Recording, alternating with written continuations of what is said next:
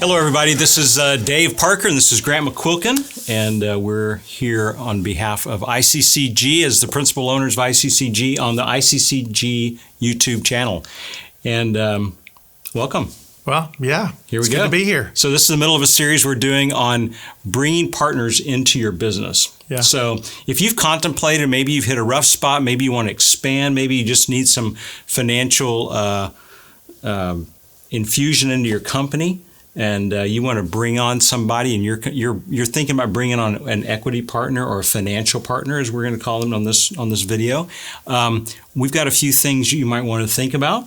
Both the benefits of that and also some of the drawbacks of that are just things you might want to watch out for. So, Grant, why don't you lead off on this one, and let's go about why you wouldn't even want to do this. Yeah, I mean, you joked in the intro video about, a lot of times we call these financial partners silent partners, right. And sometimes they're not quite as silent when things go a little bit south. But obviously, we've seen it done very casually where over coffee, somebody just hands some, agrees, handshake, and then they give them some money. Yeah.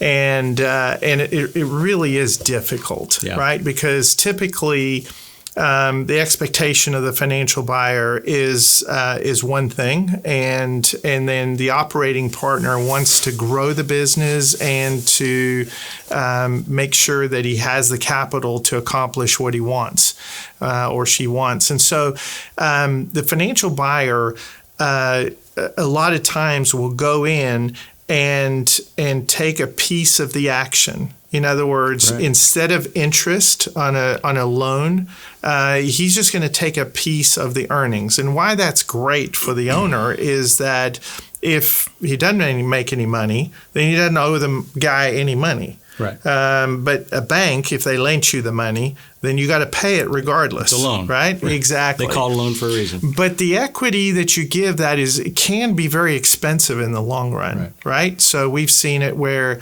somebody, because of the high need for the cash, they give away a lot of equity. And in that, then things go well, it succeeds, and they got to pay the guy a ton of money. And sometimes it's what they call a preferential or a pref. Right. Where he or she might get the first money out. Yep. Before you would even get paid as an owner. So that's one way to do it. Yep. And the tough part is that, the business owner sometimes loses control. Right. Obviously if I came in, gave you some money, you gave me 20% of the partnership, then I might not want you to bonus all of the net income out to you, right? You're an 80% owner. You can do what you want with the net income, and I'm SOL, right? And so the idea is to have restrictions in the form of a stockholders agreement or in the form of an operating agreement, partnership agreement, in other words, that restricts the main owner's compensation. Right. And so there's things that a financial investor needs to consider when they're going into that transaction. And then the operating partner, let's say, needs to consider what that's going to do to restrict him or her. Yeah. And so there's some complexities there with what happens if it's not enough capital and you want to add another partner to the mix. And how much am I going to be diluted at that point?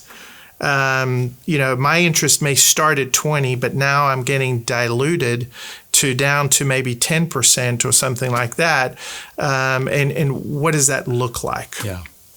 I think it's also important for people to realize that the structure is so important because you can have someone come in and be a partner. You can have them actually get dividends or get part of the profit, but not necessarily be an equity partner, right? Yeah. Or you can make sure that somehow it's handled through your stockholder agreements or through your membership agreements through an LLC that it's handled properly. Then you get the management right.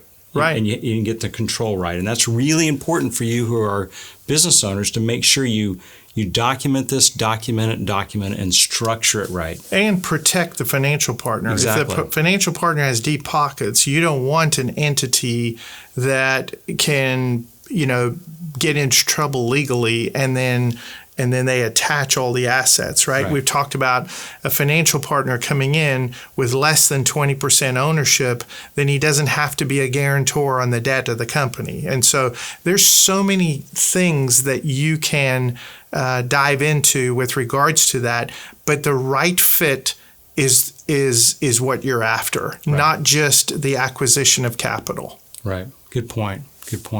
Okay, so there's so much more we could say about that. Yeah. But we're just going to kind of move on here and go to the next video, which will be coming out in a couple of weeks. And we're going to be discussing the partnerships when you combine two, perhaps companies or two partners come together, and talk about the pros and cons of that. We'll see you then. Cheers. Hey, thanks for joining Grant, Dave, and the rest of our team today. My name is Andrew, and I'm with the business development side of ICCG. If you have any questions or want to talk to somebody on our team, please visit our website, follow the directions there. I'll most likely be the one to respond, so look forward to hearing from you. Before you go, please subscribe to our YouTube channel, and we'll see you next time.